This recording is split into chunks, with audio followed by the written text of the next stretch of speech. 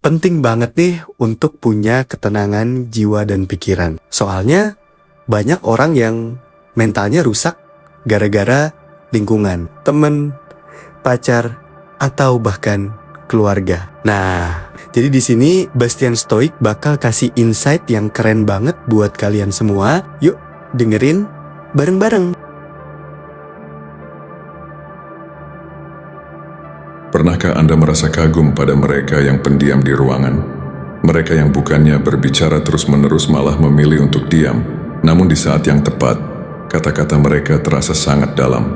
Seolah-olah mereka memiliki kode rahasia untuk hidup dengan lebih bijak, bukan? Nah, bersiaplah. Karena hari ini kita akan mengungkap rahasia itu bersama-sama. Anda akan menemukan apa yang membuat pejuang sunyi ini berbeda. Dan mengejutkannya, ini bukan hanya tentang menjadi sosok pendiam seperti yang kita lihat di film-film, melainkan tentang sesuatu yang lebih dalam, sesuatu yang telah membentuk para pemimpin, pemikir, dan pencari makna selama berabad-abad. Stoicisme. Sebelum Anda berpikir, ini ceramah tentang filsafat kuno lagi, izinkan saya menghentikan Anda di sini. Ini bukan tentang menghidupkan kembali buku-buku lama atau menghafal kutipan para filsuf yang berjanggut panjang. Kita akan melihat bagaimana praktik stoik berbicara lebih sedikit bisa benar-benar meningkatkan kualitas hidup Anda. Jika Anda penasaran bagaimana berbicara lebih sedikit justru bisa berarti lebih banyak, atau bagaimana diam bisa menjadi balasan terkuat Anda berada di tempat yang tepat. Mari bergabung dan eksplorasi bersama bagaimana sifat-sifat tak lekang waktu ini bisa mengubah dunia kita yang penuh kebisingan. Satu momen hening dalam satu waktu. Jangan lupa tekan tombol like dan mari mulai perjalanan ini bersama-sama dan pastikan kita menuntaskannya sampai akhir. Setiap wawasan yang kita ungkap di sini akan saling melengkapi, membangun peta jalan untuk menguasai kekuatan diam dalam hidup Anda sendiri. Tetaplah bersama kami sampai akhir, di mana keajaiban sesungguhnya terjadi, mengubah diam menjadi kekuatan super pribadi Anda. Anda tidak akan mau ketinggalan satu pun dari perjalanan ini, karena ini bukan sekadar perjalanan, tetapi sebuah transformasi yang akan berkembang setiap detiknya. 1. Diam membingungkan lawan. Ketika Anda memilih diam, Anda seperti memegang cermin bagi dunia, membiarkan orang lain menunjukkan siapa diri mereka, sementara Anda tetap tenang seperti pohon yang kokoh di tengah badai. Ini adalah tentang menguasai seni ketenangan, di mana diam Anda menjadi kanvas bagi pikiran dan ketidakpastian orang lain untuk menampakkan dirinya. Ini bukan tentang menutup diri, melainkan sebuah penerimaan tenang yang strategis, sebuah pelajaran dari para stoik yang mengajarkan kita kekuatan menjadi seperti air, jernih, reflektif, dan tidak terganggu. Lao Tzu pernah berkata, diam adalah sumber kekuatan yang besar. Bayangkan menumbuhkan kekuatan stoik dalam diri Anda, memupuk kebijaksanaan saat kekacauan berusaha mengganggu ketenangan Anda. Strategi diam ini mengguncang pola dialog biasa, di mana kata-kata seringkali dilempar seperti panah untuk mengenai sasaran. Namun, diam Anda menjadi perisai, memantulkan panah tersebut dan membuat si pemanah kebingungan tidak tahu langkah selanjutnya. Ini adalah momen di mana Anda tidak hanya mendengarkan tetapi juga mengamati gelombang ketidakpastian yang bisa ditimbulkan oleh ketenangan Anda. Dalam keheningan ini, Anda belajar, merencanakan, dan berada beberapa langkah lebih maju. Diam Anda berbicara banyak, memberitahu dunia bahwa Anda adalah seseorang yang bertindak dengan niat, bukan impuls. Menguasai diam adalah perjalanan pemberdayaan, selaras dengan kebijaksanaan dan kesederhanaan ala stoik yang mengajarkan kita untuk menghargai hal-hal yang tak terucap, menemukan kekuatan dalam ketenangan, dan melihat dengan jernih dalam suasana tenang. Diam ala stoik ini bukanlah kekosongan. Ini adalah ruang penuh potensi, di mana Anda bebas untuk mengamati, merefleksi, dan memilih jalur dengan presisi. Jadi, biarkan diam menjadi strategi dan kekuatan Anda. Dalam diam, temukan suara Anda, dan biarkan ia memandu Anda dengan kebijaksanaan zaman.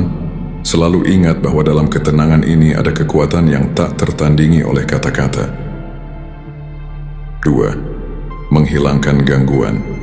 Ketika kita menjalani hari-hari kita yang penuh kebisingan, penting bagi kita untuk menyadari kekuatan diam, kekuatan dalam berbicara lebih sedikit. Ini bukan tentang menahan suara Anda, tetapi memperkaya nilai suara itu sendiri.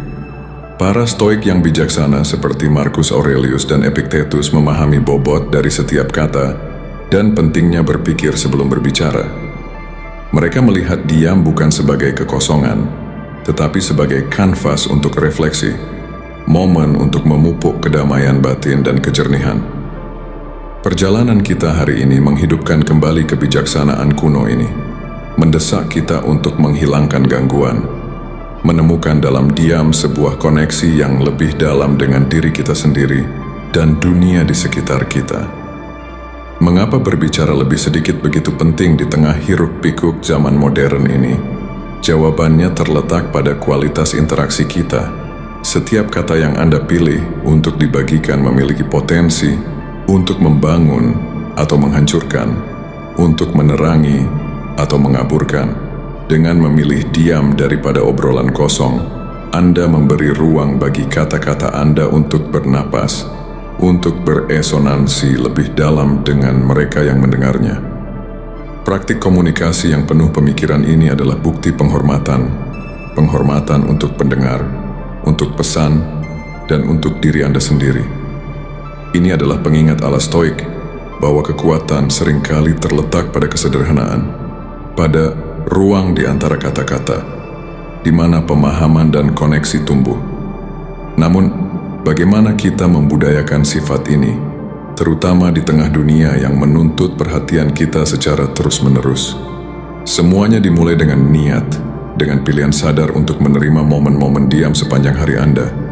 Mungkin ini berarti berhenti sejenak sebelum menanggapi sebuah percakapan, memungkinkan diri Anda benar-benar memahami apa yang dikatakan, atau meluangkan waktu setiap hari untuk memutuskan diri dari hiruk-pikuk digital. Dalam momen-momen tenang inilah kita menemukan kejernihan, di mana kita mampu merefleksikan pikiran kita dan memperbaiki pesan kita. Disiplin diam ini, berbicara lebih sedikit, menantang kita untuk memprioritaskan kualitas di atas kuantitas, makna di atas sekadar kebisingan. Saya mengajak Anda untuk memulai jalan praktik Stoik ini. Perhatikan bagaimana menerima diam mengubah percakapan Anda, hubungan Anda, dan pemahaman Anda tentang dunia. Anda akan menemukan bahwa dengan berbicara lebih sedikit, kata-kata Anda memiliki bobot lebih, pikiran Anda semakin jelas, dan interaksi Anda semakin dalam. Ini bukan hanya tentang berbicara lebih sedikit, tapi tentang berkomunikasi dengan lebih baik, hidup dengan niat dan tujuan. Dalam kebijaksanaan panduan Stoik kita, mari kita temukan keberanian untuk mencari kedamaian, memberikan ruang bagi kata-kata kita untuk menggema dengan kebenaran dan arti. Biarkan ini menjadi jalan menuju kehidupan yang lebih fokus, tenang, dan bermakna. 3. Diam menarik perhatian. Diam yang sering kali diabaikan ternyata memiliki kekuatan magnetis dalam seni percakapan. Diam seperti ketenangan sebelum badai atau jeda di antara irama solo drum yang mendebarkan. Ini bukan sekadar diam, tetapi tentang menguasai momen-momen di mana diam bisa berbicara lebih keras daripada kata-kata. Bayangkan sebuah situasi di mana semua orang berusaha menyampaikan pendapat mereka, sementara Anda tenang, terkumpul, dan diam. Keheningan Anda bukan tanda penarikan diri, melainkan sebuah tanda kepercayaan diri yang menarik orang lain, membuat mereka bertanya-tanya apa yang ada dalam pikirannya. Rasa ingin tahu ini memberi Anda keunggulan yang tidak terlihat, sebuah kontrol halus dalam dinamika interaksi, mencerminkan kepercayaan ala Stoik pada kekuatan pengekangan dan tindakan yang dipikirkan dengan matang. Mari kita lihat diam sebagai kanvas di mana orang lain bisa mencurahkan pikiran dan perasaan mereka. Ini tentang memberi ruang, bukan hanya secara fisik tetapi secara mental, agar ide-ide bisa tumbuh dan berkembang. Ketika Anda memilih untuk mendengarkan daripada menanggapi, Anda bukan sekadar pasif, tetapi aktif terlibat dalam memahami dunia dari perspektif orang lain. Aksi empati ini, yang sangat berakar pada filosofi Stoik, memperkuat koneksi dan mendorong pemahaman yang lebih dalam terhadap orang-orang di sekitar kita. 4. Diam membangun kekuatan. Pernahkah Anda melihat seseorang yang memegang kendali dalam sebuah ruangan bukan karena suara kerasnya, tetapi karena keheningan yang penuh makna? Inilah ciri khas mereka yang telah menguasai seni berbicara lebih sedikit. Sebuah sifat yang sangat selaras dengan filsafat Stoik. Stoikisme mengajarkan kita tentang kekuatan introspeksi dan ketenangan batin, kebajikan yang berkembang dalam keheningan. Dengan merangkul momen-momen tenang, kita menelusuri kekuatan batin seperti mengambil air dari sumur dalam. Diam bukanlah ketiadaan, melainkan kehadiran penuh, sebuah keterlibatan fokus dengan diri sendiri, tempat di mana kita mendengarkan pikiran, emosi, dan intuisi kita dengan lebih dalam. Di dalam dialog diam ini, kita menemukan hasrat sejati dan jalan hidup yang kita inginkan. Bayangkan diam sebagai pelatih pribadi untuk pikiran Anda, seperti atlet yang melatih ketahanan dan kekuatan fisik melalui latihan keras. Anda juga bisa memperkuat ketahanan mental dalam keheningan.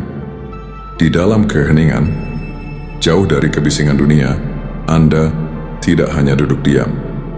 Anda secara aktif membangun benteng ketenangan dalam diri Anda.